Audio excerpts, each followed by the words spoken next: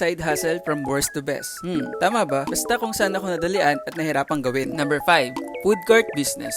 Negative ang kinita namin dito kasi nagkaroon ng pandemic. Kaya yon, sinarado na namin. Hindi namin tinuloy kasi sobrang hirap talaga ng mga panahon na yon. Next is online food business. Break even.